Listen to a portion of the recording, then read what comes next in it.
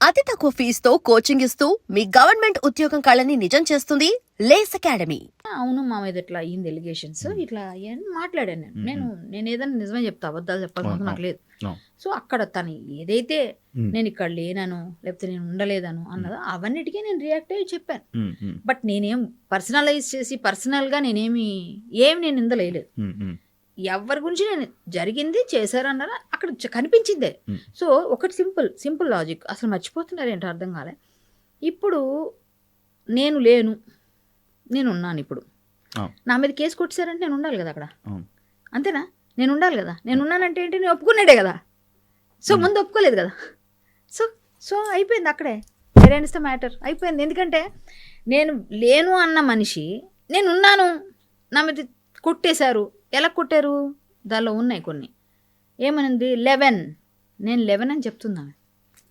So 11 అంటేనే అర్థమైంది నేను కూడా ఉన్నాను ఇందులో ఎక్స్క్యూజ్డ్. సో 11లో ఉన్నప్పుడు నాకు కొట్టేశారు. నేను చేయలేదని ఎలా అయింది?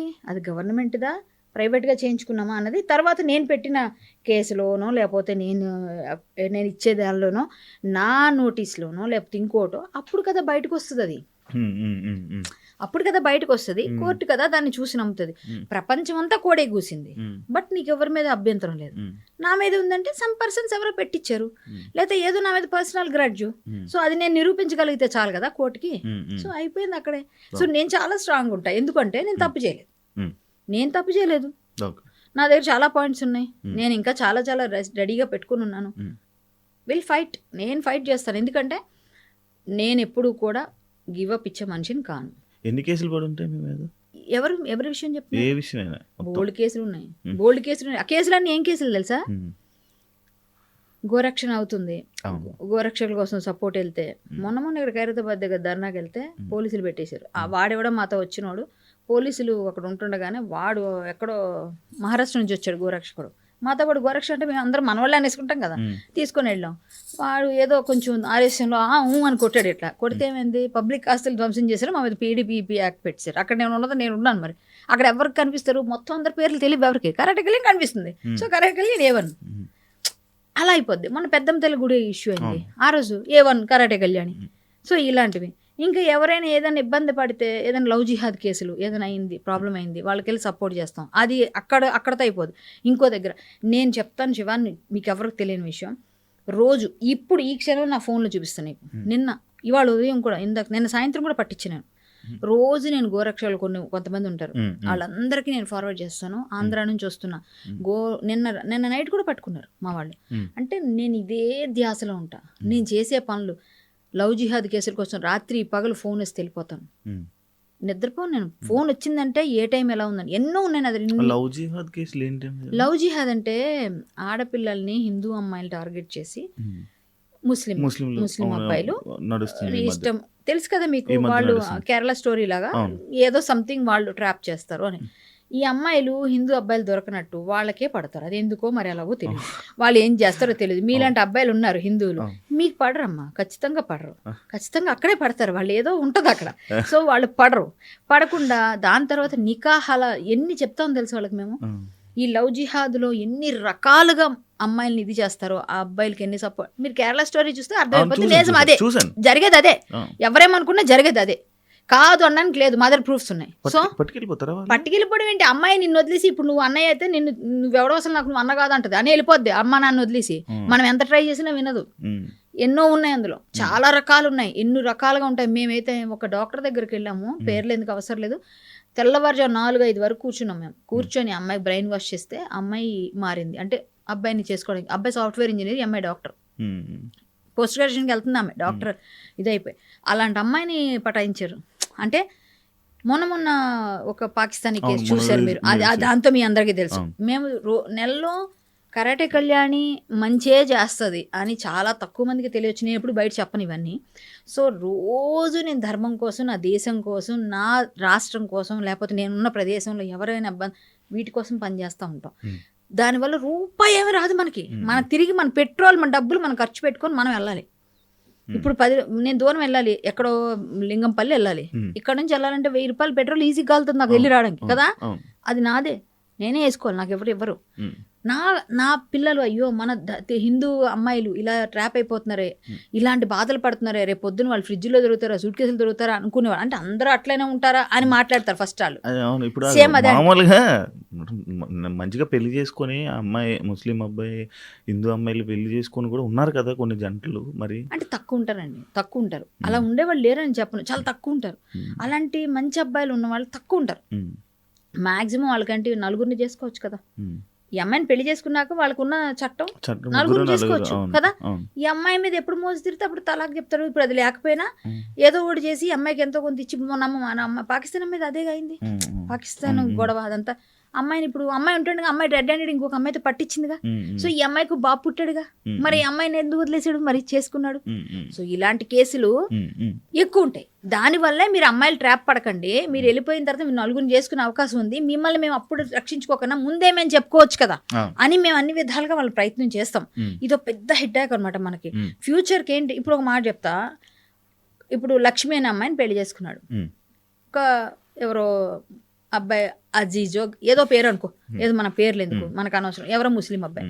ఇప్పుడు ఒక అజీజ్ అన్న అబ్బాయిని పెళ్లి చేసుకున్న ఈ లక్ష్మి ఫాతిమా అయ్యింది అనుకుందాం. ఫాతిమా అయ్యింది అంతే కదా, మారకపోతే చేసుకోడు. మేము ఎంతో ట్రై చేస్తాం హిందూగా మారి చేసుకుంటే మా ఇంట్లో ఒప్పుకోరు అంటాడు. ఎంత ఘోరమో. మొన్న ఒక అమ్మాయి, ఒకే సింగిల్ అమ్మాయి, అక్కడ అమ్మాయి కోసం తల్లిదండ్రి బ్రాహ్మణు ఏడ్చారు. అమ్మాయి వినలేదు 3 సంవత్సరాల నుంచి బొట్టు పెట్టుకోవడం మానేసింది అబ్బాయితో రిలేషన్ స్టార్ట్ అయినాక. ఇప్పుడు అమ్మాయి బొట్టు నాకు పెట్టింది వాళ్ళ మదరు, నేను పెడదామని అనుకుంటే అమ్మాయి పెట్టించుకోదంట, అరుస్తుందంట. సో అమ్మాయిని కన్వర్ట్ చేసేసాడు, ఈ అబ్బాయి కన్వర్ట్ అవడు. ఇప్పుడు ఈ అబ్బాయి, ఈ లక్ష్మి అన్న అమ్మాయి ఫాతిమా అయిపోతే అజీజ్ కొడుకుగా పెరుగుతారా పిల్లలు, లక్ష్మి పిల్లలుగా పెరుగుతారా, ఫాతిమా పిల్లలు ఆటోమేటిక్గా అజీజ్ పిల్లలు, అంతేనా? మరి అప్పుడు హిందూ సంతతి పెరిగిందా, ముస్లిం సంతతి పెరిగిందా? ఎవరిని పెంచుతున్నారు మీరు? వాళ్ళకి ఎంతమంది నేను కనాలి? 4 పిల్లలు మినిమం కంటేనే వాళ్ళు ఆడదానిగా యాక్సెప్ట్ చేస్తారు. మినిమం 4 కనాలి. 3 4 కంటే మంచి భార్య. తర్వాత కూడా ఇంకొక 4 భార్య చేసుకుని ఒక్కడే 12 మందిని కూడా కంటాడు, 15 మందిని కూడా కంటాడు. మనం ఒక్కరు లేక ముద్దు, 2 ముద్దు అని చెప్పి 2తో కట్ చేస్తాం. ఇప్పుడైతే ఒకరే అయిపోయారు. అమ్మో నాకు ఓపిక లేదన్న వాళ్ళు అయిపోయారు ఇప్పుడు. ఎందుకంటే జంక్ ఫుడ్లు. సో వాళ్ళకి ఓపిక ఉండదు, ఒక్కళ్ళే కంటారు. సో ఇప్పుడు హిందూ సంతతి తగ్గిపోతే రేపు పొద్దున ఒకరోజు వచ్చి నిజం జరిగేది, ఎవరేమనుకున్నా పర్లేదు, జరిగేది ఇదే. ఒకరోజు గట్టిగా వాళ్ళకి అజాయింపు వచ్చింది అనుకో, అంటారు కదా వాళ్ళకి దీనిలోంచి వస్తుంది కదా, దీనిలోంచి తను సరసే జుదా అంటాడు, ఇది తీసేస్తాడు. మన పక్కనే ఉన్న మన ఫ్రెండు, ముస్లిం ఫ్రెండు నీ ఇంటికి వచ్చి నీ మీద ఫైట్ చేస్తాడు. ఆ రోజుకి హిందూ ఎంతమంది ఉన్నారు, ముస్లిం పాపులారిటీ ఎంత ఉంది. సో ఇవన్నీ జరగకుండా హిందూ అమ్మాయిలు కాపాడుకోవడం మా పని. హిందూ అమ్మాయిల కోసం ఫైట్ చేస్తాం రాత్రి పగలు. మేము వెళ్తాం, చెప్తాం. ఎంతోమంది సంఘం కోసం పనిచేసే సంఘ సేవ చేసే ఆర్ఎస్ఎస్ వాళ్ళు, విహెచ్పి వాళ్ళు, నాలాంటి కొన్ని సంస్థలు ఎంతోమంది ఫైట్ చేస్తాయి. నా శ్రీయాదిభట్ల శ్రీకళాపీఠం అని పెట్టుకున్నాను. నా సంస్థల తరపున నేను ఎన్నో ఫైట్లకు వెళ్తాను, గోరక్ష చేస్తాను, అమ్మాయిల కోసం ఫైట్ చేసి ఈ లవ్ జిహాద్ చేస్తాను. అంతేకాకుండా గుళ్ళు గోపురాలు కూలగొడితే వెళ్తాను. ఎక్కడైనా ఏది చెయ్యనో చెప్పు, అన్నీ చేస్తా. కానీ అందరూ బోర్డర్లో సైనికులు ఎలా కాపలా కాస్తారో మా చుట్టూ జరుగుతున్న ఈ విధ్వంసాలన్నిటికీ మేము కూడా అలా కాపలా కాస్తున్నాం. కానీ జనాలకి తెలియదు. కళ్యాణ్ ఏం చేస్తుందంటే సినిమాల్లో చేస్తుంది, బయటకు వచ్చి పబ్లిక్ లో అందరి మీద ఫైట్ చేసి అరుస్తుంది, ఏదో డిబేట్ లో మాట్లాడుతుంది అనుకుంటారు. నేను రోజు అర్ధరాత్రి పూట కూడా గోరక్షకి వెళ్ళేది ఎవడు చూశాడు? ఇంటికి వచ్చి చూడలేదు. నాకెంత థ్రెట్ ఉంది ఎవరికి తెలుసు? ఏ రోజు నేనేమైతానో తెలీదు. నా ప్రాణం కూడా నేను వదిలి దేశం కోసం ధర్మం కోసం పనిచేస్తుంటే ఇక్కడ పనిచేస్తున్న వాళ్ళకి ఇచ్చే విలువ లేదు అసలు. వాళ్ళు విలువిస్తారని నేను భయం చెయ్యం. ఎందుకో తెలుసా, నా మనసులో నాకు దేశభక్తి నరనరాల్లో ఉంటే, నా దైవభక్తి నరనరాల్లో ఉంటే, నా హిందూ దేవీ దేవతల కోసం, నా ధర్మం కోసం నేను పోరాటం. ఎందుకంటే నేను పుట్టింది పవిత్రమైన భారతదేశం. భారతదేశ గడ్డపై పుట్టిన ప్రతి ఒక్కరూ రుణపడి ఉండాలి. నా వల్ల ఏదైనా రుణం అయితే ఏదో ఒక దానిలో నేను ఫైట్ చేస్తున్న దానిలో పనికి వస్తే ఒక్క అమ్మాయి మారినా చాలని మేము ప్రయత్నం, ఎంతో మందిని మారుస్తున్నాం కదా, ఎంతో మందిని సేవ్ చేస్తున్నాం కదా. కానీ బయట పెట్టమని ఎందుకో తెలుసా, నేను ఇవాళ నా ఫేస్బుక్లో 1 సంవత్సరం నుంచి పెట్టని పోస్టులు బోల్డ్ ఉన్నాయి, చేసిన కార్యక్రమాలు పెడితే నాకు టైమే దొరకదు తెలుసా, అన్నీ ఉన్నాయి. నాకు అసలు నేను మొన్న 2 మార్చాను. అంటే మార్చడం అంటే వాళ్ళని స్వధర్మంలోకి తీసుకొచ్చుకున్నా. విజయవాడ హోటల్లో ఉండి నా కారు ఆగిపోతే సర్వీసింగ్ ఇచ్చి అవన్నీ చేసుకొని ఆ 2 రోజులు అక్కడ ఉండి, వాళ్ళు ఆల్రెడీ ఎప్పటి నుంచో నాకు తెలుసు హిందూ పేర్లు, భవానీ, జ్యోతి ఇలాంటి పేర్లు చూస్తే వాళ్ళు చర్చిలకు వెళ్తారు. చర్చిలకు వెళ్ళండి, ఎవరు వద్దన్నారు? కానీ నువ్వు ఎక్కడ పుట్టావు, ఇంట్లో అందరూ అదే ధర్మంలో ఉంటూ నువ్వు ఒక్కదాని ఎందుకు మారావంటే ప్రలోభం. ఏం ప్రలోభం పెడుతున్నారు అసలు ఏంటనే, నా ధర్మం ఏంటి, నువ్వు ఎలా ఉండాలి, ఎక్కడ పుట్టావు, ఏం చేసావు అని చెప్తే అన్ని విషయాలు మాట్లాడిన తర్వాత నిజమేనమ్మా మాకు ఇలాగే చెప్పారమ్మా అంది, మీకు ఇలాగే చెప్పి మారుస్తారు, సో నీ ధర్మం నువ్వు తెలుసుకో, నువ్వు ఎక్కడున్నావు ఎక్కడ పుట్టావు నువ్వు ఉండాలని చెప్పి నేను కొన్ని మాటలు చెప్పి కొన్ని కథలు చెప్పి వదిలేసా. ఇప్పుడు పెద్ద స్టోరీ అదంతా. సో అదంతా కట్ చేస్తే రెండో రోజు నేను బయలుదేరి వచ్చేస్తున్నప్పుడు నేను కుంకుమ తీసుకెళ్ళి బొట్టు పెట్టుకుంటావు కదా, ఇంకెళ్తావు కదా, నువ్వు వెళ్ళావు కదా అంటే నేను చర్చికి వెళ్ళను ఇంకా అన్నది. సరే అని అనేసి అమ్మాయి బొట్టు పెట్టి తారక మంత్రం చెప్పించి మొత్తం అని చెప్పి నీకేం బలవంతంగా ఏం పెట్టలేదు కదా బొట్టు, నీకు మనస్ఫూర్తిగా ఇష్టపడి అంటే లేదమ్మా నాకు ఇష్టపూర్వకంగా నా మతిలో ఉండి నేను నా ధర్మం నా ఇంట్లోకి నేను వచ్చానని చెప్పి నా వీడియో ఉంది నా దగ్గర. పెట్టలేదు ఇంకా నేను ఫేస్బుక్లో, పెడితే అది ఫుల్ జనాలకు వెళ్తుంది. కానీ పెడతాను, మేబీ పెడతాను, నాకు అంత టైం లేక నేను పెట్టలేదు, దాన్ని ట్రిమ్ చేయాలి ఇవన్నీ చేయాలి ఉంటాయి కదా, పెట్టలేదు. సో ఒక పోస్ట్ పెడితే నేను 2000 లైక్లు చేరువైంది. 2000 లైక్లు ఎన్నో ఇవన్నీ వెళ్ళినాయి. ఒక పోస్ట్ పెడితేనే ఒక 60,000 వ్యూస్ అన్నీ వచ్చాయి. సో పోస్ట్ పెట్టా ఇలా జరిగింది అని, నేను వీడియోతో పెడితే వైరల్ అవుతుంది అది. కానీ నేను నా అనుక్షణం నేను పనిచేస్తుంది నేను పుట్టిన నేల కోసం, నా ధర్మం కోసం, నా తల్లిదండ్రులు నాకు ఇచ్చిన సంస్కారం చేస్తాను. ఎందుకంటే నేను హరికథ చెప్తా, దేవుడి గురించి మాట్లాడతా, నా హరికథ విన్న వాళ్ళు ఎవరైనా సరే కొంతైనా మారాలని నేను నాకు తెలిసిన నా గురువులు చెప్పిన విషయాలు చెప్తా. నేను దాని మీదే బ్రతుకుతున్నా. ఎందుకంటే ఇండస్ట్రీ వాళ్ళ మీద ఫైట్ చేసినాక ఇండస్ట్రీ వాళ్ళు కొంచెం సినిమాలు దూరం పెడతారు కామన్గా. సో ఇండస్ట్రీ వాళ్ళ మీద ఫైట్ చేశాను నేను. సో ఆటోమేటిక్గా నాకు ఫుడ్ పెడుతుంది ఎవరు, హరికథ చెప్తున్నా ఇప్పుడు నేను. మొన్న కూడా ఫోన్ చేసి నేను హరికథ చెప్తున్నాను. సినిమా ఆర్టిస్ట్గా అందరికన్నా కొంచెం ఎక్కువ తీసుకుంటాను. సో వాళ్ళు ఇచ్చిన వాళ్ళు ఇస్తున్నారు, లేని దగ్గర కూడా కొంచెం అటు ఇటుగా చేసి చెప్తున్నా.